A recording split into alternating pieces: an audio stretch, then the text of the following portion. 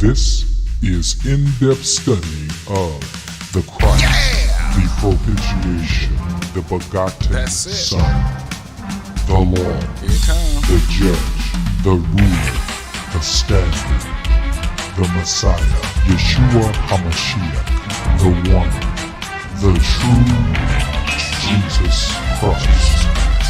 Here on Understanding the Bible Radio, on-screen study, Facebook Live, YouTube Live, on-screen undeniable facts of Scripture.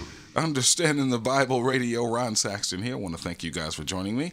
Please hit the like button. Hit the like button. That's all you have to do. There's no tithing, no seed sowing, no offering here at all. Period. None. Zero. Zilch. Nada. Because God does not need your money. God needs you to present yourself to Him a living sacrifice that His Spirit will dwell in. If you do not have His Spirit, you are none of His. That is Romans 8, verse 9. He needs you to crave it. That is how you come into covenant with Him. We're going into Deuteronomy 33. Deuteronomy 33, we looked at 31 and 32 yesterday. Now we're continuing on into Deuteronomy 33. They're right at the border. Right at the border. They're about to go into the promised land. He's already told them, even though you're going into the promised land, I'm still doing all this for you. You're still going to worship other gods. You're going to do it. I'm going to scatter you all out. He talked about the curses. The curses. Oh my gosh. The curses. I believe it's Deuteronomy 30 or 31, something like that. But oh my gosh. And he tells them over and over before he lets them go over, listen, you don't worship other gods. Don't do it. Don't do it. He gets here to 32 and he tells them, you're going to do it anyway. I can see it. I know it. Even tells Moses, listen, tell him, write a song, tell him. And Moses says, you're going to be rebellious. You're going to do it anyway. True Hebrew Israelites. That's what they did. That is what they did. So you need to know that and understand it. Because if you don't, you're walking around blind as others back then were blind. They refused in their hearts, by their own imaginations, they were still going to do it. Good thing we don't have to live that way today, because we can have a spirit now inside of us, working in us, making us a workmanship created in Christ Jesus. We can have that right now. It's very important for you to know that. Take a look at those studies. They're there. We got almost 1,000 studies on the YouTube. Understanding the Bible Radio. My name is Ron Saxton. You can find me on Facebook. You can follow me, like me, friend me, subscribe to the YouTube if you want. If you want to go to the Understanding the Bible Radio on Facebook, it's there. The link is there in there. There's some other studies, but the link is there to get all the studies at your leisure. We do it live, showing you the true definitions of Scripture, the Hebrew, the Greek, and the Aramaic, as the lexicons are provided in the blueletterbible.org. blueletterbible.org. So please, utilize it. You've got to know the truth of it. You must. It's time for you to know. Okay? Let's go in. Let's see. Yeah, this is live study. This is not a sermon. It's live study. So, if you didn't know, that's what ministers do before their sermons. They should be doing it. So we're going to read through it, and then we're going to come back and talk about it. Come back and talk about it. And this is the blessing wherewith Moses, the man of God, blessed the children of Israel before his death. One moment.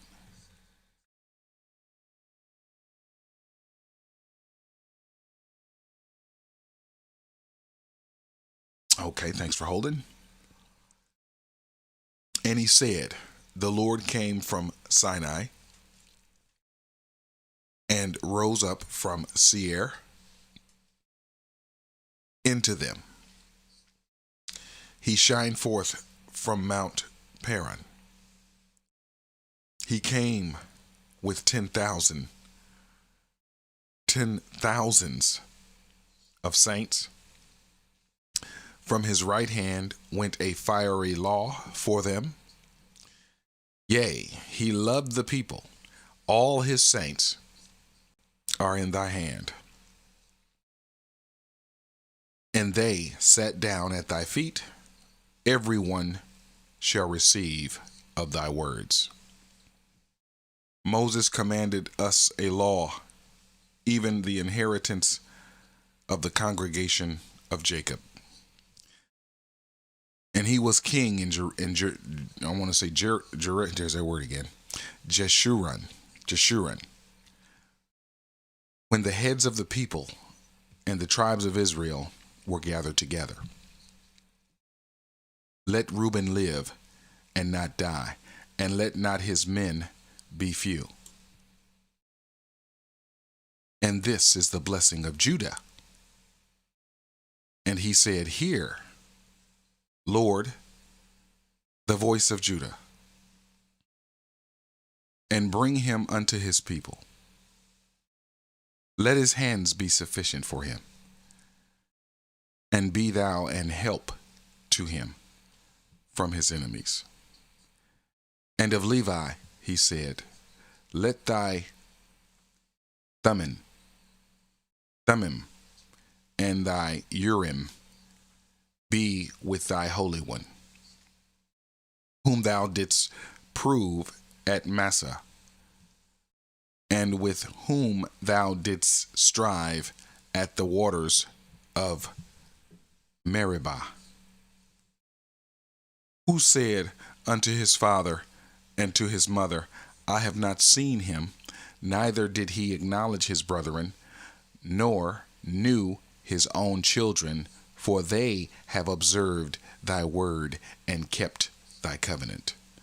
They shall teach Jacob thy judgments, and Israel thy law. They shall put incense before thee, and whole burnt sacrifice upon thine altar. Bless, Lord, his substance, and accept the work of his hands. Smite through the loins of them that rise against him, and of them that hate him, that they rise not again. And of Benjamin, he said, The beloved of the Lord shall dwell in safety by him, and the Lord shall cover him all the day long, and he shall dwell between his shoulders. And of Joseph he said, Blessed of the Lord be his land, for the precious things of heaven, for the dew, for the deep that coucheth beneath, and for the precious fruits brought forth by the sun, and for the precious things put forth by the moon, and for the chief things of the ancient mountains, and for the precious things of the lasting hills, and for the precious things of the earth, and fullness thereof, and for the good will of him that dwelt in the bush. Let the blessing come upon the head of Joseph, upon the top of the head of him that was separated from his brethren. His glory is like the firstling of his bullock, and his horns are like the horns of unicorns.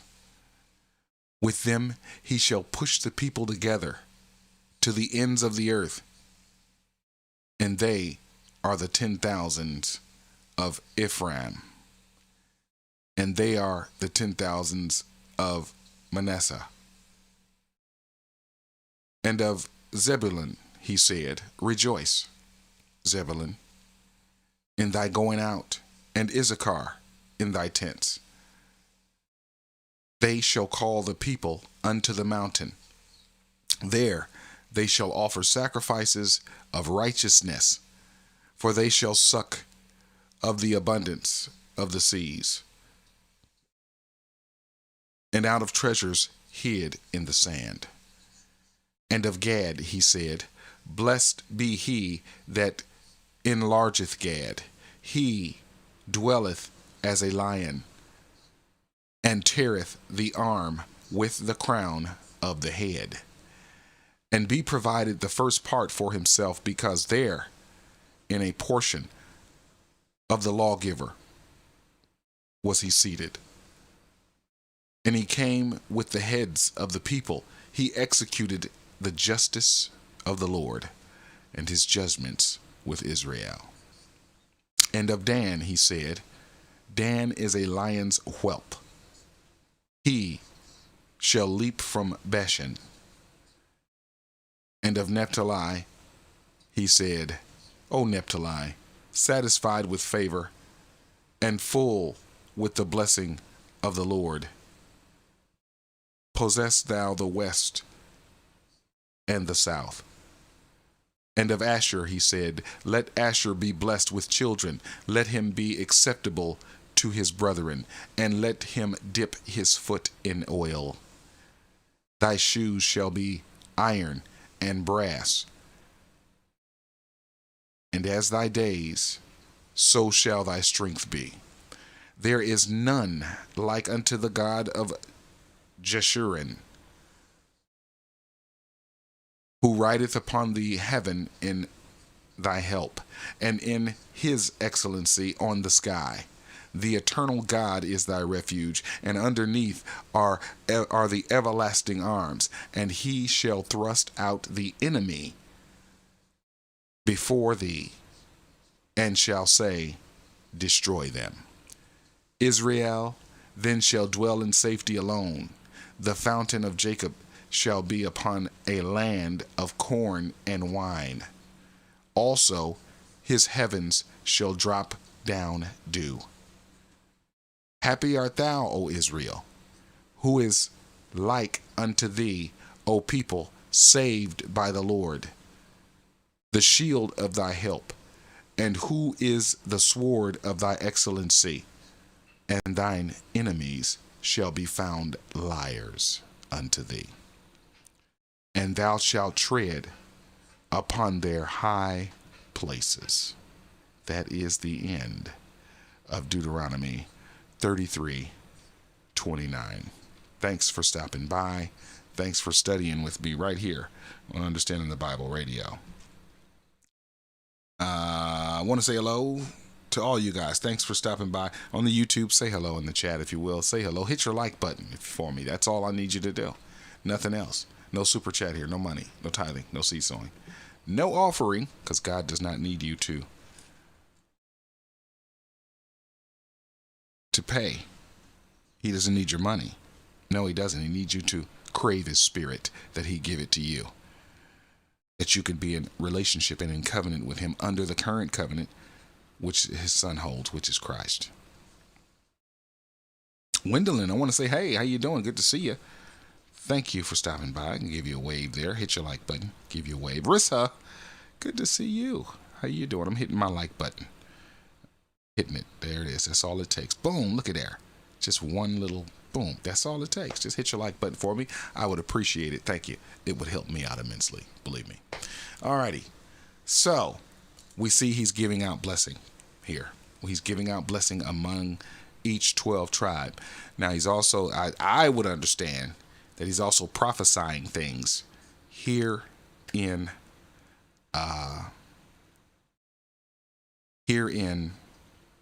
Deuteronomy 33. And that's what I'm seeing. I'm seeing here Deuteronomy 33. And I am interested in this because some of these names have been mentioned before. So let's look at verse 2 here. I'm going to start there. And he said, the Lord came from Sinai and rose up from Seir. Let's see what that is. I don't remember seeing that one before. He shined forth from the mount of Paran. Let's take a look at Paran. That sounds familiar. And he came with 10,000 of saints. 10,000 of saints, okay? Not his saints. but of saints. And I would think that would still be his saints, but we're going to take a look at it. I thank you for your love. Thank you for your caring. Thank you for your love there on the Facebook. Appreciate it. Oh, Helena is there. Oh, hold on one second. She wants to jump in. I didn't know you was coming in tonight. I didn't know. No, I told her, y'all, thank you. I'm glad you went here the other night, but we got it. We got some good stuff in there, didn't we? We got some good stuff. Hold on one second. I'm going to try to give her a call, see what we can get done. Lena going. Study. We can get it done. Yeah, so I'm going to look at those. I'm going to look at a couple others too. We're going to get Helena on the line, see if we can patch her in. So yeah, we got Sierra. Let's see. Okay. I know when you answer the phone. Oh, I didn't know it was ringing. I didn't even know you was calling in. I thought you was asleep or something or working. I didn't know. You didn't tell me you was coming. I was busy, but I saw the notification from the computer. I didn't even realize it was 8 o'clock. Yeah, but we had a good time yesterday. We had a good time. I took it all upon myself. I took all of the fun on myself and had a good time. I know. I've been missing out lately. That's all right. It's there for you. It's always there. That's the good thing about it. If you missed it, you can always go back and check it out when you got time. Just to let you guys know. Okay? It's always here and it's free. No ads on the videos. No ads. Okay. So I'm looking into Deuteronomy 33. I'm at verse 2, and I'm looking at these Mount Paran.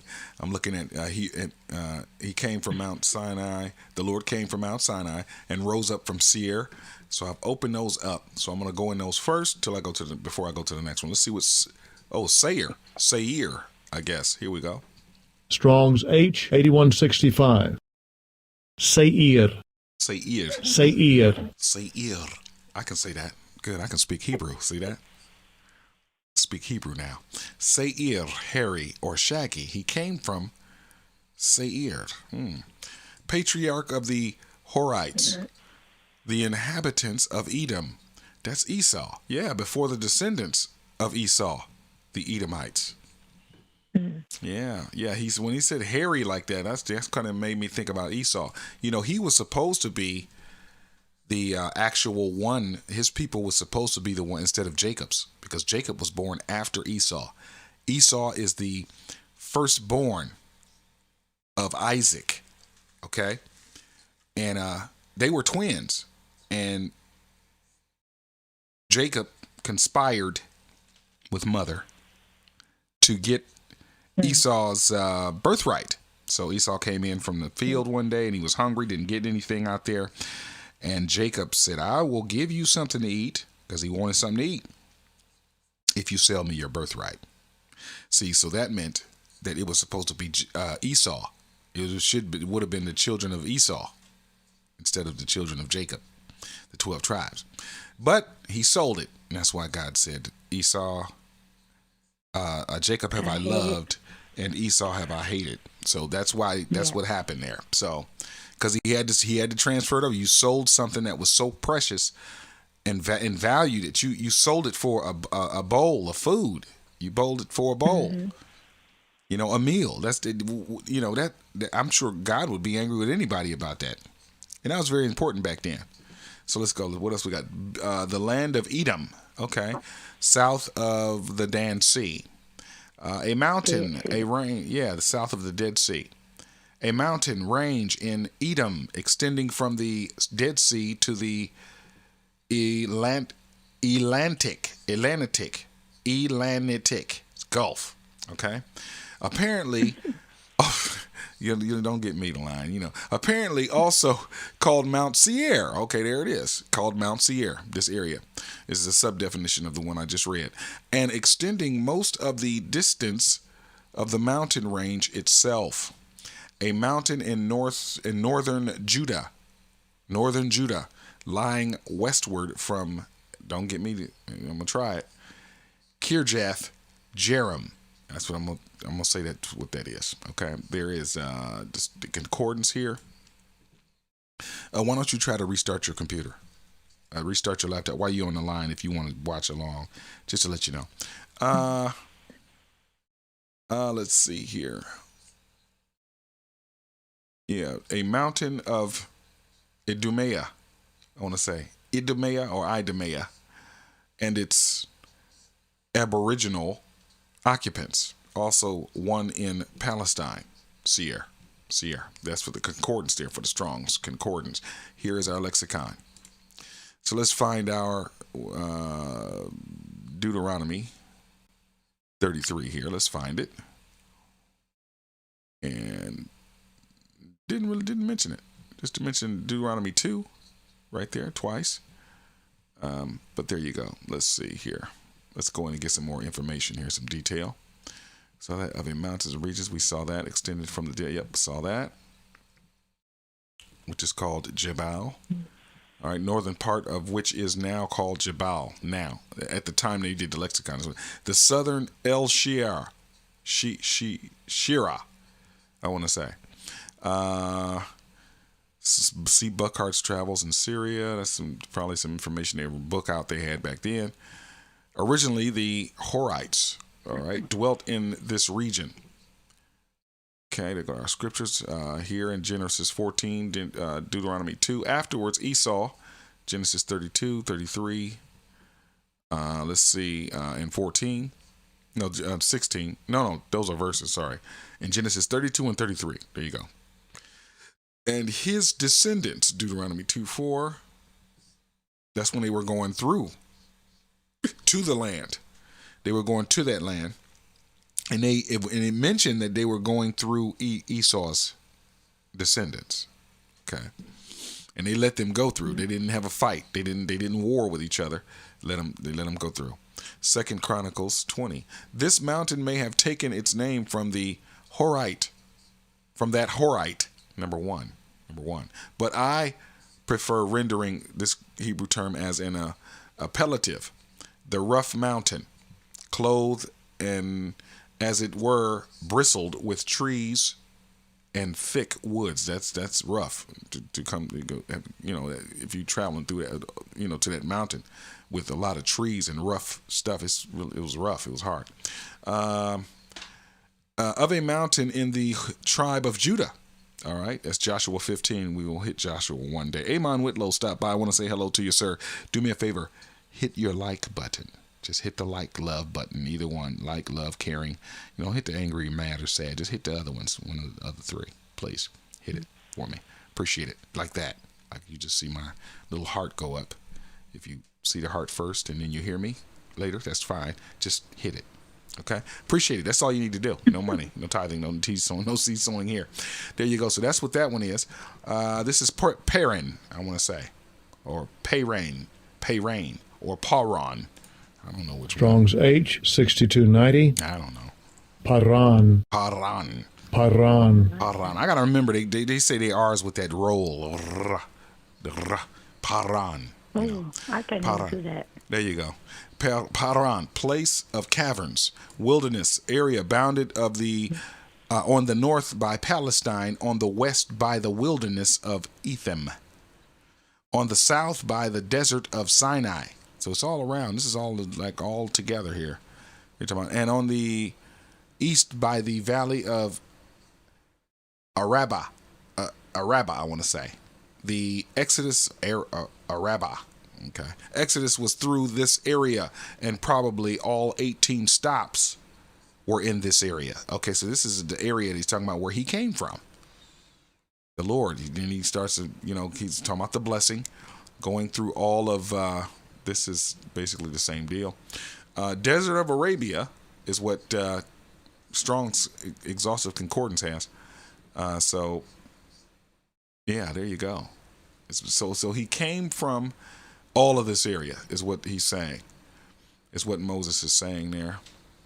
And the blessing is going out to all of them because they're about to go over. They're about to go over into the land. Now they're at the River Jordan and they're about to go over. And they're going to steal. Here's our Deuteronomy 33 there, right there. Right there. So let's see here. Abounding in caverns. Okay, we saw that. of an uncultured and mountainous region lying between Arabia, Petria, I want to say, maybe that's how you say that, Palestine, and Idumea. Okay, there's our scriptures there. Deuteronomy 1 was also talked about, and more fully called this Hebrew term, I want to say, in Habakkuk 3:3. All right, this Hebrew term is Deuteronomy 3:33:2, where we are now. It appears to be the same as this Hebrew term here, the grove of Paran, which is over the desert. They came through the desert. We know about that desert, right? To the north of our desert. In that part, Josephus mentions the valley of Faran, abounding in caverns. Altogether different from this is the region of the valley of, I want to say, Faran,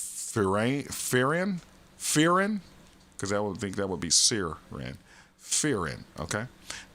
Near Mount Sinai, these were confounded even by Niber, I don't know what Discre is, of Arabia. This must be a book, page 402, as he's referencing there.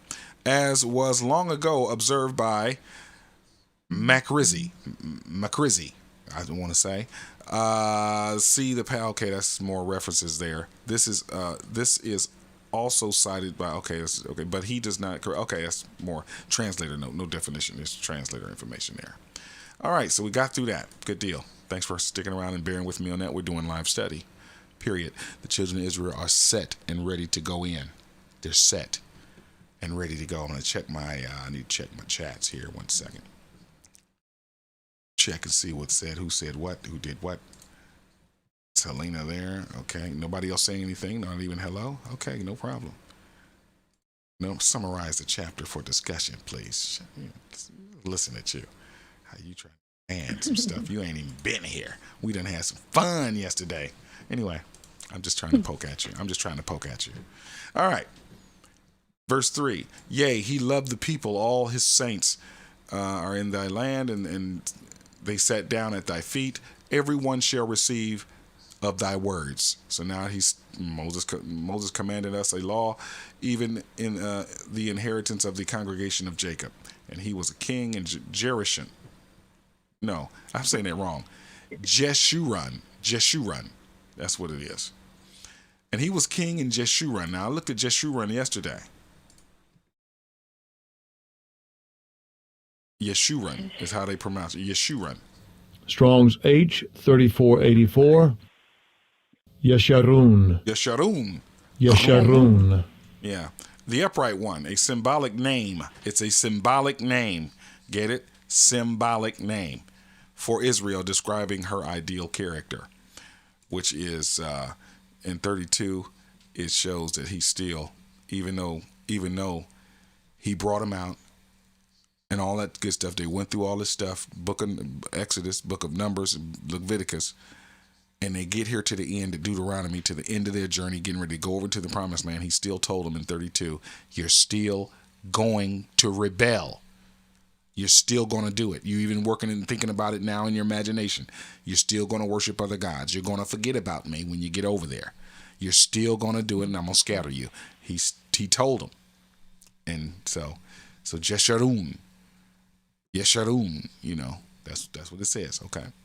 So a tender and loving appellation of the people of Israel, found 4 times, all right? Deuteronomy 32, 33, and Isaiah 44. Interpreters are, and there was, I think that one may be the one, this may be the one where he disagrees with the interpreters here. Interpreters are not determined as to its origin. To me, it appears probable, but see below, that this Hebrew term here was a diminutive of the name, this Hebrew term here, used among the people and in common life for the fuller form of this Hebrew term. As to the syllable added to the diminutives,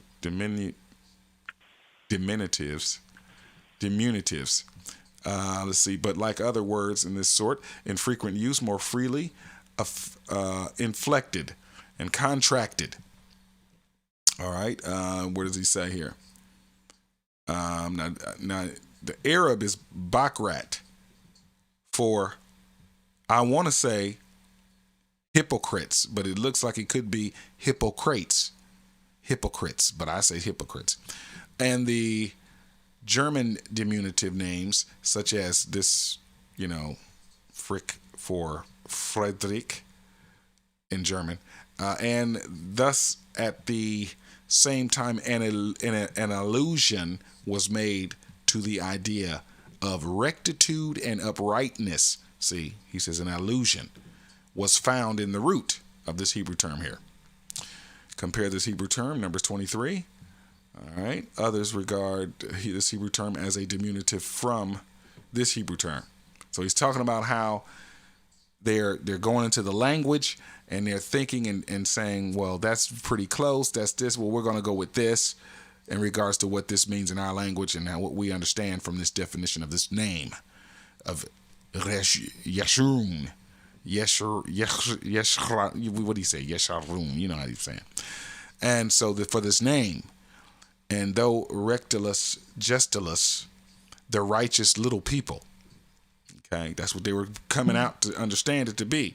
But the passage in Isaiah appears to hinder this, where it stands for this Hebrew term paral. Yet this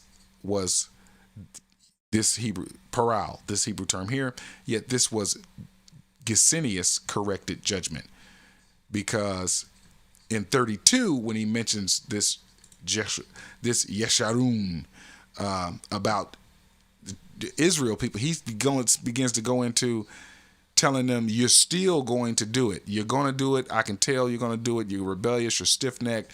He tells them bad that's bad. This is bad what they're about to do, even though he's still going to let them go into the kingdom. Into the promised land. And he was king in Yesharun, okay, when the heads of the people and the tribes of Israel were gathered together. Then he starts to deal out the blessings. Let Reuben live and not die, and let not his men be few. And this is the blessing of Judah. As we go down, he starts to talk about those for Judah. And of Levi, he said, let thy Thummim. What is Thummim? Let's see. I'm going to start breaking these definitions out now. See what we got. Now, in the Hebrew, it is Strong's H, 8550. Tome. Second entry? No. Okay. It's the pronunciation is tumim in the pronunciation, but he says tome. He speaks Hebrew, so he must know. Perfection. Wow. Stones provided for the means of achieving a sacred lot. Used with the Urim, the will of God was revealed. Oh, to the priests. That's Levi. Okay. That's Levi, the priest. Okay, so let's go. Let's see what concordance would have to say. Perfections. One of the epithets of the objects in the high priest's breastplate as an emblem of the temple, of the complete truth, Thum. Okay, Thummim, something in their breastplate. High priest. The only Levites were the high priest. So there we go there. So those stones were only used for that purpose. Yeah, for their breastplates that I know of so far, because we still studying, still looking for Deuteronomy, not seeing it. So let's get some more information out of this. Integrity. There's the first one. Integrity, wholeness. All right, of number and measure. Fullness in full measure. Of fortune, welfare, safety, prosperity. Ooh, all right. Job 21 in his very prosperity. Psalms 41. Integrity of mind, innocence. Oh, wow. Integrity of heart. Okay. All right. To live uprightly. Used of simplicity of mind, which is opposed to mischief and ill design. He drew a bow in his simplicity without any evil purpose. Right? Going with him was a simple mind, not conscious of an evil design. Wow. That's some good stuff right there. That's good to have. This thum, which is what Levi has. The priest's tribe of the 12 tribes of Jacob and of Levi, he said, let thy Thummim, was what the guy said he was. And thy Urim. Now, I want to know what Urim is, so let's see what it is. So we see Thummim is to have a good mind, is to good simplicity, good straightforward, no double-mindedness, straightforward, meaning well and good. All right, Nate Early, stop by. Mr. Early, please, I beg you, hit your like button. That's another good way to say perfection. Let thy Thummim. Have a good Let pure thy heart. Perfection. Good pure Yeah. clean heart. You know, you don't have any evil intention in there, and that's great. That's good to have. So that's the priests, the Levites, and the Urim. Let's see if that's it. I'm English, so let's see what he has to say. Strong's H224. Ur. How am I supposed to? That doesn't even look. The pronunciation says Urim. I mean, what is these guys? Anyway, Ur, almost close to Or, which is light in the Hebrew. Lights. That's what it equals. Stones kept in a pouch on the high priest's breastplate, used in determining God's decision in certain questions and issues. Wow. That's what it says, the outline. Strong's Concordance says lights. Urim, the oracle, so oracular, brilliancy of, they're oracles. It was oracle speaking, priest of God on God's behalf. Okay, I get it. The oracular brilliancy of the figures in the high priest's breastplate. That's how T.D. Jakes lately has been starting off his sermons now. He's been speaking, and he's speaking very, King James stylish, and he's speaking and saying, and let Lord Father, your oracle, let me be your oracle of God. Oh, man, this guy, I can't believe this. This same dude came from what? The ghettos of Virginia or North Carolina, wherever he came from. Anyway, let's keep moving on. Lights, lucid region. This is some Greek there. Lights, metaphorically, revelations used of the sacred lot of the Hebrews. Revelations in Revelation. We know that means to manifest, make known. Revelation, that's what it means. That's why the book of Revelation is about the Father making known to the world, those that are against Christ and the Father's purpose. He reveals him.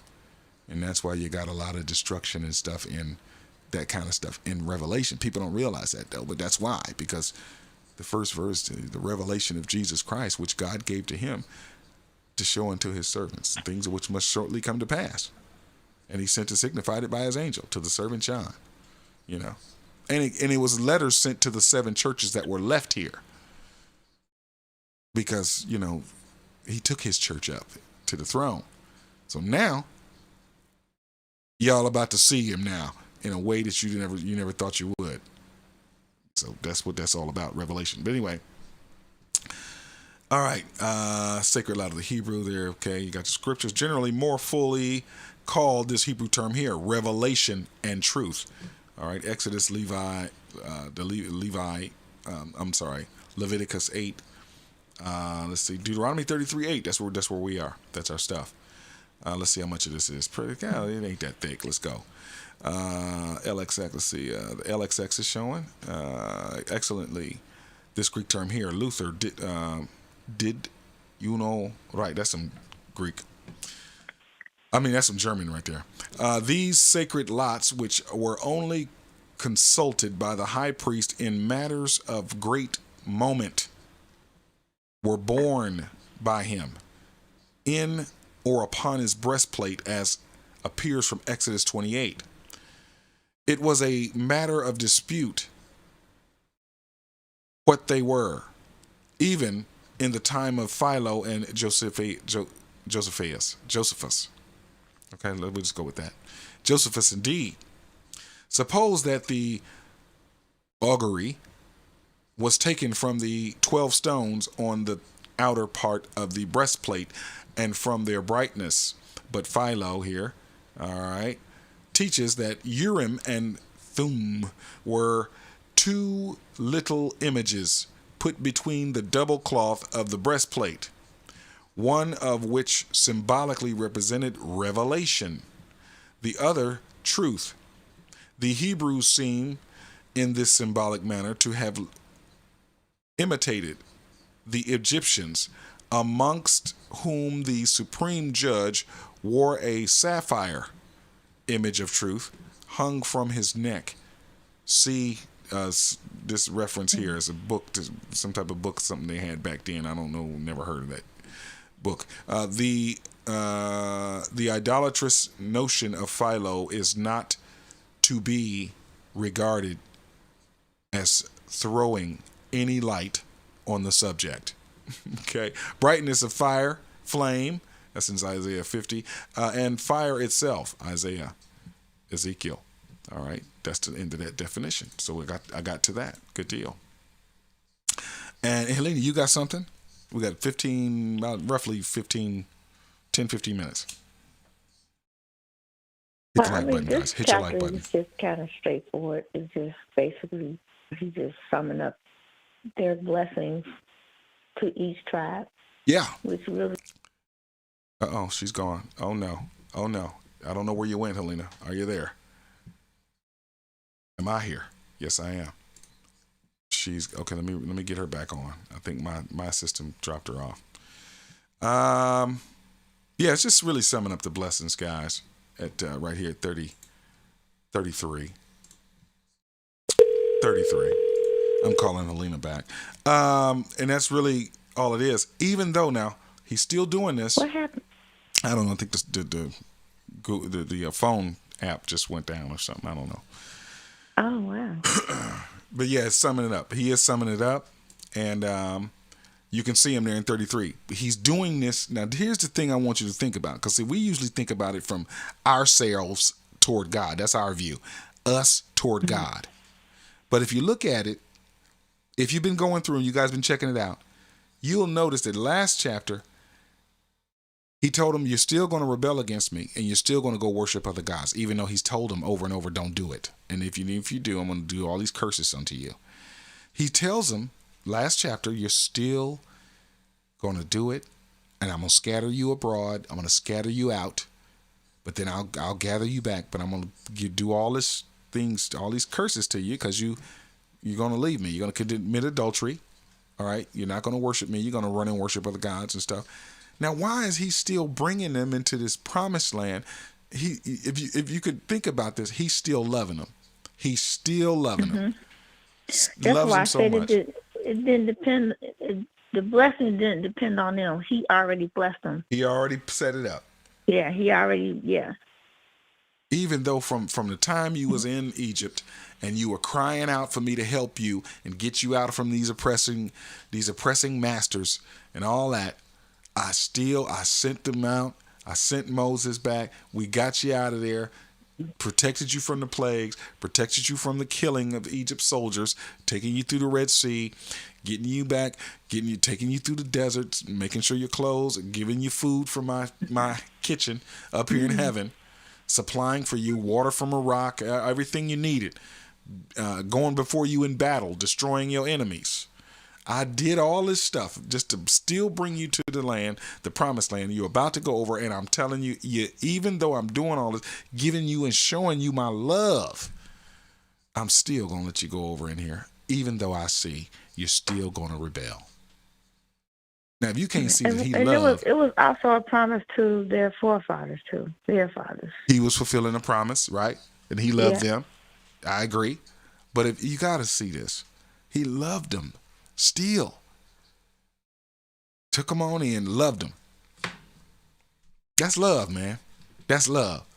Anybody else know? Even though I know you doing me wrong and you ain't no good and you gonna cross me and I see that, I'm still gonna let you have what you're asking for. I'm still gonna do what you're asking me to do. That is an abuse of love. You know, somebody ever told you that? Man. And you still went and, oh, good.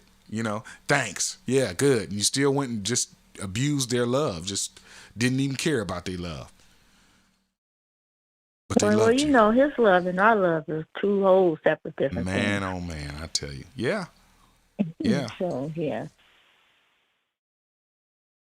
Because nobody. Plus, it's Right, go ahead. agape. You said the agape love, yeah. No one deserves Yeah, his son. Nobody deserved his son to come down at all. Nobody was so good and holy and righteous and worshiping him like he wanted that he said, you know what, I'm just going to send my son down there. Look at how they worshiping me. They so wonderful. Such a wonderful people. Let me do it right now where all their sin is very low so I can let my son come down and they can just, be my people. No, they still were. They had developed a new name, Pharisees. New religion, I shouldn't even say religion because God doesn't call anybody to religion. If you noticed in the Bible, he never says anything about this is the religion that you should be. He didn't say that. We say that. We labeled it. Well, this religion is that religion. That religion is that religion. This religion is that. God and Jesus Christ never said anything in the Bible about this is religion. This is the true religion, or this is nothing about religion at all. We did that, if you noticed. Yeah. He never said religion. He just said being in covenant with me. Could be in covenant. Now I'm the husband and you're the man, you're the human, you're the bride for me. Cool. Here's what you do. Do this. Now the Hebrews have said multiple times in Exodus, yes, we will do all that thou have said. They've jumped for joy about it. We'll do it. Yes, we will do it. Yes, we will. Yes. They said it over and over. He kept asking them. We'll do all that you say. Yes. Wanting to be married to him. Okay. All right. We're going to do this. And look at all, just even up to this point, look at all of the stuff that they've done against him. Man. So you're going to marry something spiritually. You may not realize it, but you are. Because they're trying to get you to marry him, even though you don't know it. They're trying to get you to do it in all the different ways. Well, I want to be this religion because that's the true religion of my people, of my culture, of my skin color. Or I'm going to be this religion because it's those people over there are very loving, or whatever their name would be, whatever. God never said that. He never said anything about, he didn't even label this as a religion at all. But we labeled it, and we have called it what we think it should be called, and that, that kind of stuff. So, and the one about his son having his spirit, which they call Christianity, that's what they call it, okay? Because Jesus never said it like that, and it's not even listed in the Bible. The word Christianity is not there. So, he just said he wanted to be your friend, be in relationship with him, acquainted to him. This is how you must do it. Believe on me. Believe on me. Trust in me. Trust. He never said anything about these set and cert of, the disciples wrote about it and they said sin, and this, they had to talk about sin because the Hebrews came behind them, which they are Hebrews too, came behind them to mess up the good news of the gospel of God with the law, the Talmud. And so now the disciples have to backtrack and then write back to the Gentiles that are not Hebrews. He have to write back to them and tell them, listen, okay, sin is this. And if you're really looking at sin, which I've done on the YouTube, that sin is not the same as what they say. Actually, sin is not having his spirit. Yeah, go ahead, Alina. A few more minutes. I wanted to say something about verse 29. What? In that verse, what you were saying, it sums it up in that one verse. He was everything to them. He had blessed them, even caused them happy. A happy people, or they should have been happy people. It should have been. but they, people saved by the Lord. Now, I thought this was very interesting, that they should have maybe paid attention to more. He was the shield, he was their help, and he was the sword of their excellency, meaning that he was the one that was going to destroy their enemies. Yes. Not some of them, but all of them. Right. Every land they went into, he told them that they had the victory. He would go in before them. Obedient. Yeah. He would go in before them. Yep. He would go before them and defeat them. They had the perfect setup. Like, it was the perfect setup, a perfect future. It was like it was already mapped out for them. Yeah. And all they had to do was just, these few things. Just not a whole bunch, just maybe one or two. Be obedient, Yeah.